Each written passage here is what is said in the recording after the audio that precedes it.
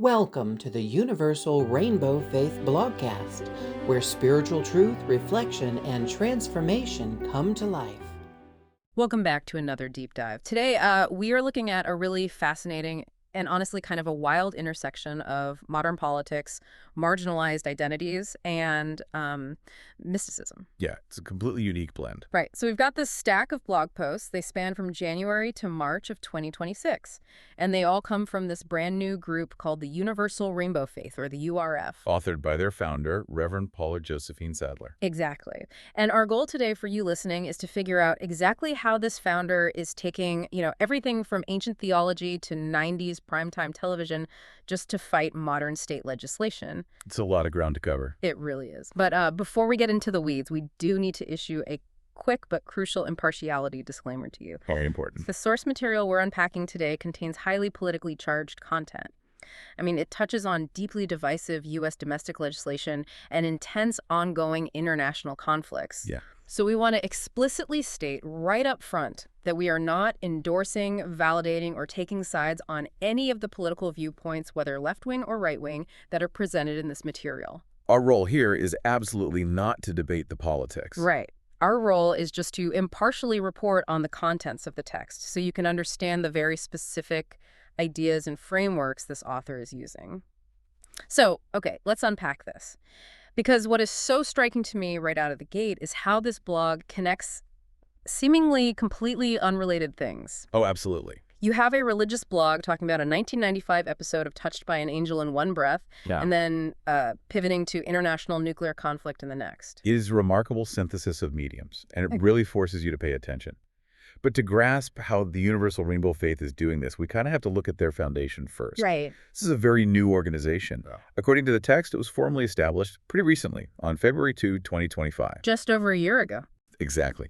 And right at the center of their founding declaration is this one uncompromising doctrine that gender, love, and identity are sacred and divine. Sacred and divine. Yeah, everything they write, every piece of pop culture they analyze filters through this idea that self-expression and liberation aren't just political rights. They are fundamentally holy. And it seems like their first major tactic to establish that doctrine is taking very traditional, established religious concepts and completely reframing them, essentially reclaiming them for marginalized communities. Yes. The perfect example of this in the blog is how they treat Valentine's Day. Normally in our culture, that's just, roses, greeting cards, maybe some overpriced chocolate. But Reverend Sadler points out the actual history. Right, because historically, St. Valentine was a 3rd century priest who was executed by the Roman state. Mm-hmm. And the reason for his execution is key here. He was secretly performing marriages when the ruling empire had explicitly restricted love and forbidden those unions, mostly to keep men available for military service. Exactly. And the author draws a very direct, poignant parallel here to LGBTQIA plus people. She notes that for this community, love has historically been criminalized, forbidden, or erased by the state in much the same way. Right. She's taking a highly commercialized holiday and turning it into a memorial for forbidden love. What's fascinating here is how that theological reframing extends to much darker concepts as well. Mm-hmm. It's not just about reclaiming holidays. It's about redefining the villains. Oh, the Antichrist part. Yes. Let's look at how the blog tackles the idea of the Antichrist. Yeah, this really caught my eye. Usually, when people hear Antichrist, they picture this sort of cartoonish villain from a Hollywood movie waiting at the end of the world to bring about the apocalypse. With horns and pitchforks. Exactly. But she goes in a completely different direction. She does. The blog references the first epistle of John from the New Testament to argue that the Antichrist is not a single person at the end of time. Instead, it is a recurring spiritual pattern. According to her framework, this pattern emerges in society whenever power divorces itself from truth, from humility, and from love. Which is such a massive shift in perspective. If the Antichrist isn't a boogeyman waiting in the future, but rather a systemic abuse of power happening right now. Then fighting it means you don't just sit around waiting for the end of the world. Exactly. It means you have a spiritual obligation to fight bad systems today. It turns an apocalyptic prophecy into a practical lens for critiquing everyday modern abuses of power. It gives the believer immediate agency. And that reframing doesn't just happen at the systemic level. It comes all the way down to the microscopic level of individual identity. Yes. The blog literally treats personal identity as sacred text. Yeah, there's this one highly specific, incredibly memorable post where she analyzes the name Renee Nicole. She frames it as a sacred moment in time, a witness to a good name. And she breaks down the etymology so beautifully. She explains that Renee comes from the Latin word renatus, which means reborn or renewal. And Nicole comes from the Greek Nikolaos, which combines Nike for victory and Laos for people. Right. So when you put it together, the name is interpreted as the victory of the people. But she makes a point to specify that this doesn't mean victory in the sense of domination or crushing your enemies. It is a testament to collective dignity, shared humanity, and the quiet power of community. It's a very intimate, personal way to reinforce that core doctrine. That who you are, down to the very root of your name, is sacred. Okay, so we see how she applies this deeply spiritual lens to individuals and to systemic power. But as we look deeper into these writings, we see the URF placing real-world current events into vast mystical timelines. All the astrology stuff. Right. She explicitly identifies the year 2026 as the year of the fire horse. Which is a cycle in the Chinese zodiac that returns only once every 60 years. The last time we saw it was 1966 and 1967. A pretty turbulent time. Very. And the text describes this specific time as carrying an intense energy of courage, revelation, and transformation. And what I found interesting is how she contrasts that with how we normally measure time. She talks about everything from ancient sundials to modern atomic clocks that measure milliseconds. Right. But her point is to emphasize that we are currently living inside a larger sacred cycle that is actively shaping our collective destiny. And measuring sacred time bleeds directly into how the blog handles some extremely heavy international conflicts. Because she applies this mystical framework to global geopolitics. Okay, yeah. So it's one thing to redefine Valentine's Day or talk about astrological cycles, but what really threw me was how she applies the same spiritual lens to literal global warfare. It's a major escalation. The text specifically brings up a U.S. bombing of Iranian nuclear sites that occurred in June and July of 2025. And Reverend Sadler claims that when this happened, she didn't just read the news or watch the press briefings. She utilized a practice called remote viewing. Yes, and this is a monumental claim. She describes remote viewing as a meditation practice used to reveal hidden truths and investigate the real motivations behind world events. Wait, so she is claiming that she meditated to actually see what was happening behind closed doors during an international military crisis. That is exactly what she is claiming. According to the Post, through this remote viewing, she concluded that the conflict was not actually about uranium enrichment at all. Okay. She asserts that peace negotiations were, in fact, already underway, a resolution was at hand, and the war fundamentally did not have to happen. The audacity of that claim is wild. To tell your followers the official narrative is wrong, the news is wrong, and my meditation revealed the actual truth of this military action. That is a massive rejection of traditional authority. It is. And the geopolitical commentary goes even further. The blog also touches on the death of Ayatollah Khamenei. Right. The author explicitly states that this event is not to be viewed as a victory for the United States or Israel. Instead, it is framed as spiritual warfare on the soul of humanity. Wow. The Post expresses deep mourning for the loss of innocent lives and offers prayers for the people of Iran. So she's just rejecting the geopolitical wins and losses framework entirely. Precisely. If we connect this to the bigger picture, we can see exactly what the author is doing here. We're living in an era of profound, growing global exhaustion. The news cycle is just a relentless barrage of political conflict, violence, and division. Yeah, everybody is feeling it. By utilizing spiritual tools like remote viewing and dedicated global prayer, the blog is processing that trauma. It frames these massive geopolitical actions not merely as strategic political maneuvers or foreign policy, but as urgent moral and spiritual crises. It's a way of refusing to accept the official narrative by substituting a mystical moral narrative. You take away the power of the politicians by saying the real battle is spiritual. Exactly. But the Universal Rainbow Faith doesn't just stay in the realm of mysticism and global prayer. They get incredibly localized and highly specific in their political engagement. Here's where it gets really interesting, because the blog pivots from remote viewing nuclear sites to publishing a series of open letters targeted at very specific state politicians regarding very specific bills. It's a fascinating juxtaposition. You have a spiritual leader writing directly to lawmakers. Let's look at the letter addressed to Tennessee Representative Gino Bolso and Senator Janice Bowling. Right. This is about two bills, HB 1573 and SB 1746. According to the blog, this legislation asserts that private citizens are not bound by the 14th Amendment to recognize same-sex marriages, and the text of the bills actually describes those unions as purported. And she specifically brings up the 14th Amendment, which, as a reminder to you listening, guarantees equal protection under the law, to point out how these state bills are trying to bypass federal protections. Yeah. But she doesn't just argue the legality of it. The historical comparison the author draws there is incredibly sharp. Reverend Sadler directly compares the passage of those Tennessee bills to the organized resistance of the white citizens' councils. Those were the groups founded in the 1950s and later in the 1980s to promote what they called respectable resistance to racial desegregation, right? Exactly. She is telling these modern legislators that history has been here before. She is framing their legal language not just as bad policy, but as a spiritual battle for the soul of humanity, echoing the darkest parts of America's segregated past.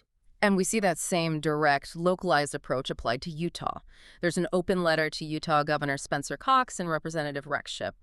This one is regarding a ban on gender-affirming care for transgender youth, as well as proposed restrictions on that care for adults. Right. Wait, how does she bridge the gap between a spiritual blog and hard political lobbying on healthcare? She bridges it by writing not just as a spiritual leader, but as someone demanding these lawmakers look at the literal human costs of their legislation. She removes the political abstraction, and the net is cast even wider to the federal level. Yeah, she goes right for Congress. There are open letters condemning U.S. Representative Andrew Clyde for intentional misgendering and the erasure of transgender individuals. There's another letter addressed collectively to Oklahoma State Senator David Bullard, U.S. Representative Brian Babin of Texas, and Matt Staver, the founder of the Liberty Council. In that letter, she doesn't mince words. She writes point blank, "This is not about marriage. It is about the erasure of LGBTQ plus people." To understand why the URF believes this massive, coordinated wave of legislation is happening all at once across different states, we have to look at a post from February 8, 2026. In it, the author attempts to diagnose the root cause of these political movements. Right. And she names it directly, though she makes a point to say she does so without hatred. She calls it white panic. White panic. How does the blog define that? The blog defines this as a deep-seated demographic and cultural fear. Right. It's the fear that others are taking over, or the fear that someone else is having more babies, and that the traditional power structures are slipping away. Wow. The author connects this localized state-level fear to a much larger 105-page educational and spiritual document produced by the church. A 105-page document? That's practically a dissertation. It is. That massive document reportedly examines repeating historical patterns of authoritarianism. It specifically ties these current legislative battles over gender and marriage to Donald Trump and the political framework of Project 2025. Which, for context, Project 2025 is that highly publicized conservative blueprint for reshaping the federal government. So she's diagnosing a sprawling political strategy and framing it as a spiritual sickness born of panic. Yes. It's a staggering amount of ground to cover. We've gone from the etymology of names to remote viewing bombings to diagnosing domestic legislative white panic. But the URF blog doesn't stop with traditional politics or ancient theology. It leans heavily into modern pop culture. Yes, and it uses pop culture in two distinct ways. As a shield to defend marginalized expression and as a prophetic warning. Let's talk about the shield first, because I did not expect a church blog to issue a statement in full support of Bad Bunny. It's definitely surprising. But there's an entire post defending Benito Antonio Martinez Ocasio against hate and mockery.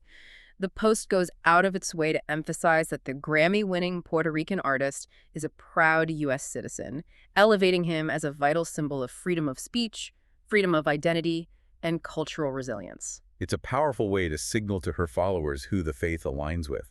We also see pop culture invoked to push back against prominent public figures. Oh, the J.K. Rowling letter. Yes.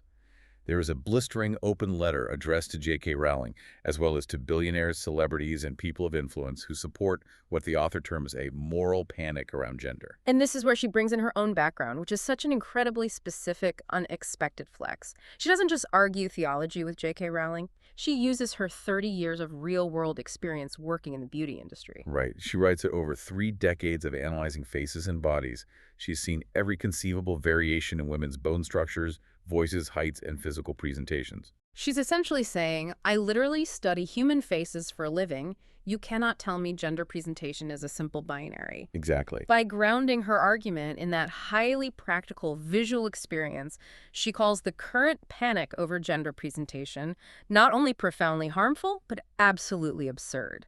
It's a great example of using practical, non-theological experience as a theological weapon. It really is.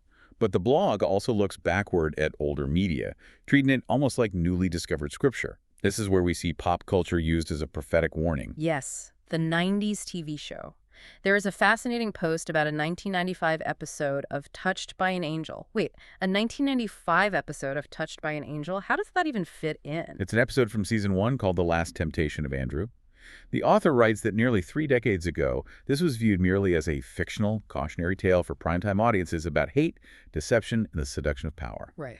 But today, looking at the political landscape, the blog argues that the episode feels like a prophetic warning that society completely failed to heed. And she applies that same exact lens to contemporary media as well. She talks about the 2023 science fiction movie, The Shift. Yes, in an interview posted on the blog, Reverend Sadler compares The Shift to a modern-day telling of the biblical story of Job. She notes that while the movie is wrapped in dystopia and alternate realities, at its core, it asks an ancient, vital question. Which is? Will you still choose goodness when your stability is taken away? When your rights, your safety, and everything you know is stripped from you? So what does this all mean?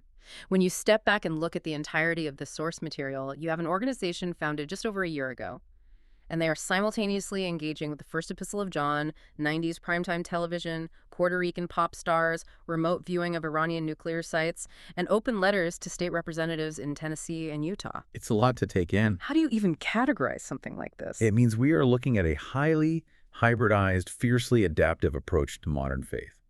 The Universal Rainbow Faith is using every single medium available to them to construct a comprehensive worldview. Yeah. They are weaving together theology, pop culture, mysticism, and direct political advocacy into a unified fabric of resistance and resilience. They are creating a framework where nothing is disconnected, where the etymology of a name, the bombing of a foreign nation, and a piece of state legislation are all part of the exact same spiritual battle. It is a truly fascinating synthesis. It refuses to let religion stay quietly in a building on Sundays. This raises an important question for you, the listener. Why does a deep dive into the blog of a single, recently founded church matter to you? Regardless of your own political or spiritual beliefs, these sources serve as a profound example of how people are reacting to the chaos of the modern world. Right. People are refusing to passively consume the news. Instead of allowing themselves to be paralyzed or overwhelmed by information overload, organizations like the URF are actively synthesizing horrific geopolitical events and intense legislative battles. They're processing all of it through a deeply personal, hybrid framework of mysticism and advocacy to find a sense of agency. Which leaves us with a final thought to mull over as we wrap up today's deep dive.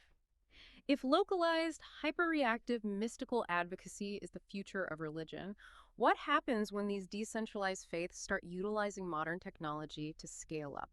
What happens when an organization like this starts using artificial intelligence to generate their theology, to instantly analyze 105-page legislative bills, or to automatically write and distribute thousands of these open letters to state representatives the second a bill is filed? Are we looking at the dawn of the automation of spiritual resistance? It is certainly something to think about. Thanks for joining us today, and we'll catch you on the next deep dive.